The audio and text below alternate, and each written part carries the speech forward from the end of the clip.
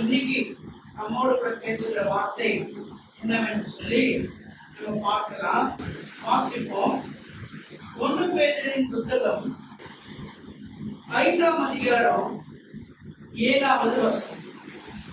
1 பேதுரு 5ஆம் அதிகாரம் 7ஆம் வசனம். அவர் உங்களை விசாரிக்கிறவர் ஆனபடியால் உங்கள் கவலைகள் எல்லாம் அவர் மேல வச்சிருங்க. அல்லேலூயா. யாருன்னா விசாரிக்கிறன்னு வருத்தப்படுறீங்களா? அவர் உங்களை விசாரிக்கிறபடினால உங்களுடைய கவலைகள் எல்லாம் யார் மேல வச்சிருக்க? அவர் மேல வச்சிருங்க. இன்னைக்கு நிறைய பேர் கவலை இல்லாத மனிதனே யாரும் இல்லை. எல்லாருக்கும் கவலை. பெரிய சபை, ஜீவொளி தேவ சபை, ஆண்டவர் ஆசை வச்சிருக்காரு. பாசமா விசாரிக்க மாட்டாங்க, சபையார் போன் பண்ண மாட்டாங்க. சில பேருக்கே சொல்லும் போது நிறைய பேர் நம்ம விசாரிக்கல, எங்களை பார்க்கல. அதே போல சபையார் கேட்டா எங்களை யாரும் என்ன பண்ண மாட்டாங்க, விசாரிக்க மாட்டாங்க. யாரு விசாரிக்கிறாங்களோ இல்லையா, தேவன் எங்களை விசாரிக்கிறதா இருக்கிறார். உங்க வாரத்துல உங்க கவலையெல்லாம் யார் மேல வச்சிருங்க? தேவன் மேல வச்சிருங்க. உங்களுடைய கவலைகள் எல்லாம் கர்த்தர் பார்த்துக் கொள்வார். அதனாலதான் வசனம் சொல்லுது, கர்த்தர் மேல் உன் பாரத்தை வைத்து விடு. எல்லாருக்கும் தெரிஞ்ச வசனம். சங்கீதம் 55:22 வசனம். சங்கீதம் 55:22. கர்த்தர் மேலும் பாரத்தை வைத்து விடு, அவர் உன்னை ஆதரிப்பார். நீதிமானை ஒருபோதும் தள்ளாட ஒட்டார். உன் கால்களை தள்ளாட ஒட்ட மாட்டார். நீ தள்ளாட மாட்டே. தள்ளாட விடவில்லையே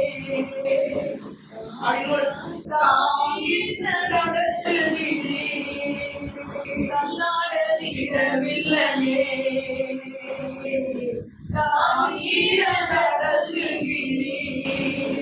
புகழ்கின்றேன் பாட்டு பாடி உயர்ந்து ஓய்ந்தது புதுராகம் பிறந்தது. புகழ்கின்றேன் பாட்டு பாடி உயர்ந்து ஓய்ந்தது புதுராகம் பிறந்தது. நன்றியப்பா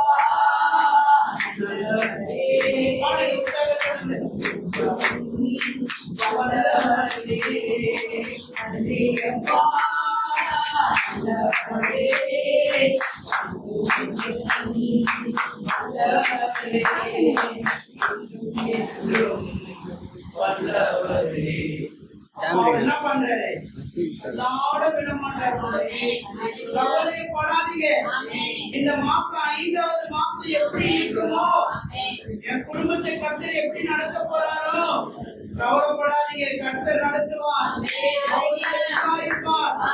அவரை வச்சிருங்க. ஆதரிக்கிறவர் அவர், நம்மை ஆதரிக்கிறவர். எத்தனை பேர் கவலையோடு வந்திருக்கிறீங்களோ தெரியாது. ஆனா ஆண்டவர் கொடுத்த வார்த்தை எனக்கு ஒரு நல்ல பெரிய வார்த்தையை கொடுத்த. ஆனா அந்த வார்த்தை இங்க கர்த்தருடைய சமூகத்துல வந்த உடனே இல்ல, இந்த வார்த்தையை பேசு. பிள்ளைங்க நிறைய கவலையில இருக்கிறாங்க. வியாதி, பலவீனம், என்ன செய்யணும், சரீரத்துல பலவீனம் இருக்கு. என்னை இதை கொண்டுடுமோ, இதை அழிச்சிருமோ, எப்படி என் எதிர்காலத்தை நடக்க போறேன், இந்த வாழ்க்கை எப்படி இருக்க போகுது, எல்லாம் கவலையில இருக்கிறீங்க, பலவீனத்துல இருக்கிறீங்க. எதை குறித்தும் பயப்படாதீங்க. சுகம் தருகிற ஆண்டவர் உன்னோடு கூட இருக்கிறார். பலப்படுத்துகிறவர் உன்னோடு கூட இருக்கிறார். ஆதரிக்கிறவர் உன்னோடு கூட இருக்கிறார். கவலைப்படாத. அவர் உன்னை விசாரித்துக் கொண்டே இருக்கிறார். பேதுரு சொல்றாரு, அவர் உங்களை விசாரிக்கிறவர். அது மட்டும் விசாரிச்சு மனுஷனா என்ன தெரியுமா பண்ணுவான்? விசாரிச்சுட்டு போயிடும்.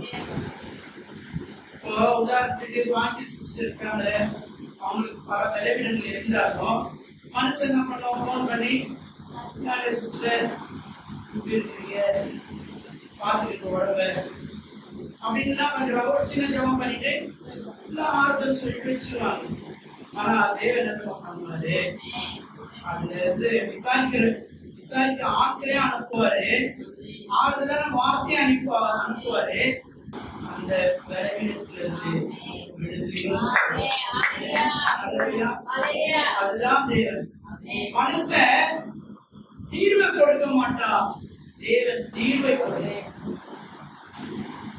நான் உன்னை விசாரிக்கிறேன், உன்னை ஆதரிப்பேன், சீக்கிரம் செய்வேன். உங்களுக்கு ஆண்டவர் என்ன பண்ணுவார்? செய்வார். ஜீவனி தேவ சபையை நம்பி வருகிற, ஜீவனி தேவ சபையில தேவனை நம்பி வருகிற, இந்த சபைக்குள்ள வருகிற ஒவ்வொருவரையும் ஆண்டவர் விசாரிக்கிறவராய் ஆதரிக்கிறவராய் இருக்கிறார். நீங்க எதை குறித்து என்ன பண்ண தேவை? கவலைப்படாதீங்க. வசனம் சொல்லுது, மத்தேயு 11ஆம் அதிகாரம் 28வது வசனம். மத்தேயு 11:28. வருத்தப்பட்டு பார சுமப்பவர்களே என்னிடத்துல வாங்க, நான் உங்களுக்கு இளைப்பாறுதல் தருவேன். என்ன வருத்தம் இருந்தாலும் சரி, என்ன பாரம் இருந்தாலும் சரி, என்ன கவலை இருந்தாலும் சரி, கர்த்தர் மாற்றுவார். ஏன்னா அவர் உங்களை விசாரி. அவரு இன்னைக்கு நிறைய பேருக்கு ஒரே ஒரு கவலை தான் தெரியுமா? என் நிலை யாரும் பேச மாட்டாங்க, நிலை யாரும் அதிகமா என்ன பண்ண மாட்டாங்க, பகிர்ந்து கொள்ள மாட்டாங்க, விசாரிக்க மாட்டாங்க. கவலை. ஒரு அப்பா அம்மா என்ன பண்ணாங்க, ஒரு சின்ன பையனை வளர்த்தாங்க. அந்த பையன் நல்லா அவங்க அம்மா அப்பா என்ன பண்ணாங்கன்னா, நீ எதை நண்பர்களை சம்பாதிக்கிறே இல்லையப்பா, நீ என்ன பண்ண, பைபிளை மட்டும் படி. உனக்கு நண்பர், உன்னுடைய ஓய்வு நாள்ல கூட என்ன பண்ண, உனக்கு எப்பெல்லாம் நேரம் கிடைக்குதோ அப்பெல்லாம் நீ என்ன பண்ண, நண்பர்கள் வேணாம், தேவையில்லாத சௌதாசம் வேணாம், இந்த வேதத்தை மட்டும் படி, அது உங்களை உயர்த்துன்னு சொல்லிட்டு அவங்க அப்பா இறந்துட்டாரு, அம்மாவும் இறந்துட்டாங்க. பையன் அப்படியே வளர்ந்து வரான். அப்பா அம்மா போன பிற்பாடு வறுமை, தரித்திரம், ஆதரிக்க ஆள் இல்லை. ஆனா அவனே கஷ்டப்பட்டு படிச்சு வேலை தேடி ஒரு பேங்க்ல ஒரு அட்டெண்டர் வேலை கிடைக்குது. அங்க போறான். போகும்போதெல்லாம் அந்த பையனை பார்ப்பாங்க, சாப்பிடும் போது அல்லது ஃப்ரீ நேரத்துல அந்த பையனை என்ன பண்ணாங்க, கூட இருக்கிறவங்க வேலை செய்யறவங்க பாப்பாம இருக்க மாட்டாங்க. எல்லாரும் சாப்பாட்டு வேலையில முடிச்சுட்டு ஜாலியா பேசிட்டு சந்தோஷமா இருப்பாங்க. ஆனா இந்த பையன் மட்டும் இருக்க மாட்டான், எந்த நேரத்திலையும் அவன் இருக்கவே மாட்டான். ஒரு நாள் மேனேஜர் இவன் மேல ஒரு சந்தேகம், பையன் சாப்பிட்ற நேரத்துல எங்கதான் போயிடுறான், ஃப்ரீ நேரத்துல டீ டைம்ல கூட இருக்க மாட்டானே, எதனா பேசலான்னா கூட இருக்க மாட்டானே, எங்கதான் போறான், ஒரு நண்பர்கள் கூட சுற்றுறானா, இல்லை அவருக்கு தெரியவே இல்லை. கடைசியா அவனை அப்படியே கண்காணிச்சுட்டே இருந்து ஒரு இடத்துல அப்படியே பார்க்கும்போது அவன் என்ன பண்றான், பைபிளை மட்டும் எடுத்து படிச்சுட்டான். இந்த மேனேஜர் பார்த்தாரு, அவன் வேற எதுவுமே செய்யல. அது ஆனா அவன் என்ன பண்றான், படிச்சு பைபிளை தான் படிக்கிறான். ஆனா ஆபீஸ் நேரத்துல அவன் செய்ய வேண்டிய வேலையில ஒழுங்கும் தெரியாம உண்மையா செய்யறான். ஆபீஸ் நேரத்துல படிக்கல, மற்ற நேரத்துல படிக்கல. இவனுக்கு எப்பெல்லாம் ஓய்வு நேரம் கிடைக்குதோ அப்பெல்லாம் இந்த வேதத்தை படிக்கிறவனா இருக்கான். உடனே மேனேஜர் ஆத்தாரு, இவ்வளவு நல்ல பையனா இருக்கு, தேவையில்லாத நண்பர்கள் கூட சுற்றல, தேவையில்லாத பழக்கங்கள் இல்லை, செல்போன் ஒன்றுல, சோசியல் மீடியால கவனம் செலுத்தல, ஆனா இந்த வேதத்தை அவன் நேசிக்கிறானே, இந்த வேதத்தை படிக்கிறானே, இவங்க எல்லாம் பேங்க் என்ன பண்ணாரு, பொறுப்பை கொடுத்தாரு. அந்த துறையில அவன் உயர்ந்து அதே மேனேஜர் அதே பேங்க்ல அந்த மேனேஜர் ஒரு சாட்சி பிரியமானவர்களே, நம்மளுடைய வாழ்க்கையில தேவனை மாத்திரம் அவர் விசாரிப்பாரு. அவர் மேல உங்க பாரத்தை வச்சிருக்கு. வேற யார் பேரையும் போய் உங்க நஷ்டத்தை சொல்லாதீங்க. உங்களோட பிரச்சனையை தீர்க்கிறவரா இருக்கும். உங்களுக்கு பாரத்தில் இருக்கிற உங்களை விடுதலை கொண்டு வரணும். வார்த்தையை கொண்டு விடுதலை தரணும். வார்த்தை தான் உங்களை விடுதலை ஆகும். சத்தியம் நீங்கள் அறிவீர்கள், சத்தியம் உங்களை விடுதலை ஆகும். இந்த ஆவியானவர் உங்களுக்கு விடுதலை என்ன பண்ற, நமக்காக விசாரிக்கிறவர் மட்டும் இல்ல, இன்னொரு காரியத்தை செய்யறாரு. என்ன செய்யறாருன்னு பாருங்க, வாசிக்கிறார். ரோமர் புத்தகத்துல 8ஆம் அதிகாரம் 26வது வசனம். அந்தபடியே ஆவியானவரும் நமது பலவீனங்களில் உதவி செய்கிறார். ஆண்டவர் என்ன பண்றவங்க பலவீனங்களில யாரும் உதவி செய்ய மாட்டாங்க, தேவன் உதவி செய்வார். உங்களுக்கு உங்களால ஜெபிக்க முடியல, அப்ப நீங்க என்ன பண்ண, ஆண்டவரே இன்னைக்கு என்னால ஜெபிக்க முடியல, வேதத்தை படிக்க முடியல, எனக்கு உதவி செய்யுங்க, உதவி செய்யுங்கன்னு சொல்லுங்க, மனசுக்குள்ளே சொல்லுங்க. ஆண்டவர் ஜெபிக்க விட்டார். உதவி செய்வார். ஏன்னா ஆண்டவர் சொல்றார், அவர் உதவி செய்கிறவர். அவர் விசாரிக்கிறவர் மட்டும் இல்ல, அவர் ஆதரிக்கிறவர் மட்டும் இல்ல, அவர் கை கொடுத்து தூக்கி விடுகிறவர், உதவி செய்கிறவர். சும்பின கையுடையவனுடைய கையை நீட்டி என்ன பண்ண, நீட்டி நான் சுகம் தரேன்னு சொன்னேன். ஓய்வு நாள்ல சுகமாக்கலாமா அப்படின்னு பரிசீலனும் வேத பாதகர் கேட்கும் போது, உங்கள் ஆடுகள் ஒண்ணு குழியில விழுந்துட்டு அதை தூக்கி விடாத இருப்பீங்களா? அதே போல இவனும் ஆபிரகாமுடைய குமாரத்தின் சொல்லி ஒவ்வொருத்தருக்கும் வாக்குவாதம், அவங்க சுகமாக கூடாதபடி வாக்குவாதம் பண்ணாலும் கர்த்தர் அவனுடைய சூழ்நிலை அறிந்து தேடி தேடி தேடி உதவி செய்தார். நன்மை செய்கிறவராகவே அவர் சுட்டியிருந்தார். அப்போஸ்தலர் 10ஆம் அதிகாரம் 28வது வசனத்தை வாசிக்கலாம்.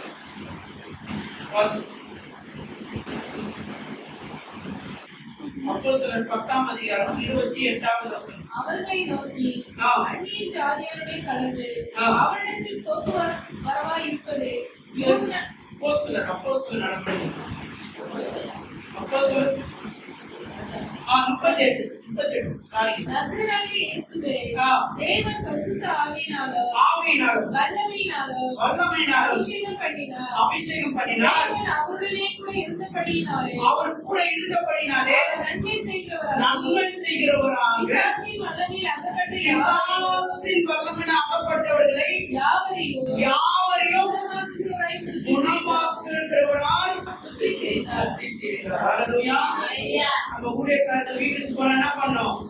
நோய் தீரணும், கஷ்டம் தீரணும், வேதனை தீரணும், உங்களுக்குள்ள உயர்வு உண்டாகணும், குறைகள் நிறைவாகணும், வார்த்தைகள் உங்களை பலப்படுத்தணும், அபிஷேகம் கடந்து வரணும், வல்லமை கடந்து வரணும்.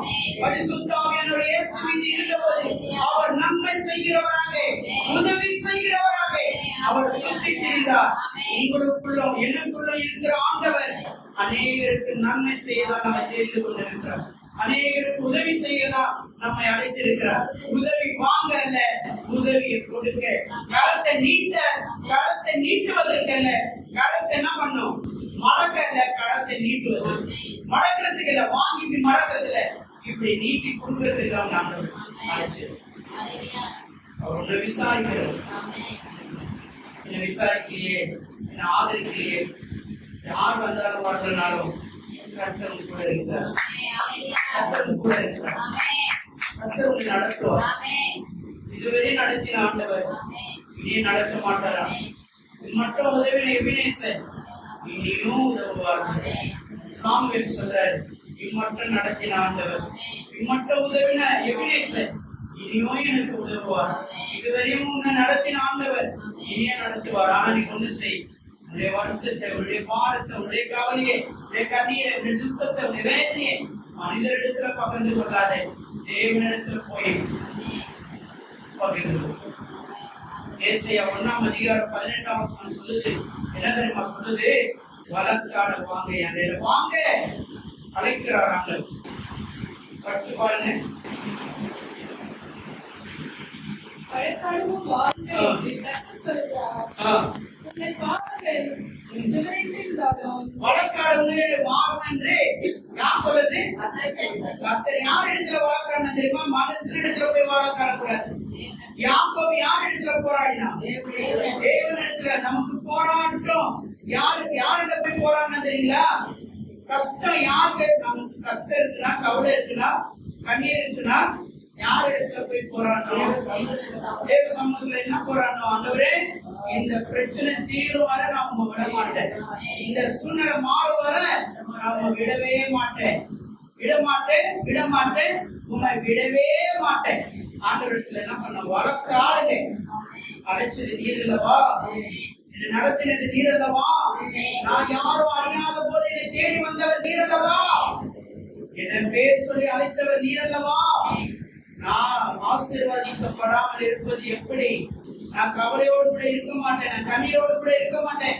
என் சூழ்நிலையை மாற்றுகிற ஆண்டவரே எனக்கு உதவி செய்ய சொல்லி அவரிடத்துல கேள்வி விசாரிக்கிறவர் ஆண்டவர். விசாரிப்பார். யாரு விசாரிக்க வரல? அவரே, என் மகளே 38 வருஷமா ஒருத்தர் என்ன பண்றான்? யாரை தூக்கி விடலையே, யார் என்ன கொண்டு போகலையே, அவன் வருத்தப்பட்டு கொண்டிருக்கிறான், கவலைப்பட்டு கொண்டிருக்கிறான். ஆனா விசாரிக்கிறவர் ஒருத்தர் வந்தார், அவனை தேடி சென்றார், மகனே என்றார், அவனுக்கு சுகத்தை தந்தார், அற்புதத்தை செய்தார், அவன் படுக்கை எடுத்துக்கொண்டு நடந்தான். இன்னைக்கு நீ எந்த நிலையில இருந்தாலும், எந்த சூழ்நிலையில இருந்தாலும், எந்த பலவீனத்தில இருந்தாலும், எந்த வேதனையில இருந்தாலும், உன்னை விசாரிக்கிற ஆண்டவர் உன்னோடு கூட இருக்கிறார். உன்னை ஆதரிக்கிறவர் உன்னோடு கூட இருக்கிறார். எல்லா பாடத்தையும் அவர் மேல வச்சிருக்கு, எல்லா கஷ்டத்தையும் அவர் மேல வச்சிருக்கு. இங்க வச்சுட்டு அங்க போய் என்ன பண்ண நினைக்காது. ஒரு காரியத்துக்கு ஜெபிச்சீங்கன்னா அதை அப்படியே மறந்துடுங்க. என்ன பண்ணுங்க, மறந்துடணும். மறந்துட்டு அண்ணால பாருங்க, அண்ணா என்ன பண்றா, அழுகிறா. ஆனா பிறகு என்ன பண்ணல, நினைவு. நீங்க நிறைய பேரு எப்ப பார்த்தாலும் கண்ணீர், எப்ப பார்த்தாலும் அழுதுட்டு ஆண்டவரை ஜெபம் பண்ணிட்டேன், மறுபடியும் மறுபடியும் நினைச்சு அழுது. ஆண்டவர் பாப்பாரு, என்னதான் மகள உனக்கு என்கிட்ட சொல்லிட்டேன்ல. நம்ம மனுஷனே பாப்போம், கேட்கிறோம்ல, எத்தனை முறைதான் என்கிட்ட நீ சொல்லுவேன், இதை சொல்லிட்டேன்ல, எனக்கு தெரியாதா? ஆண்டவர் ஒரு முறை சொல்லிட்டு ஆண்டவர் பார்க்கல, இறுதியா முடிக்க போறாங்க. சங்கீதம் 56:8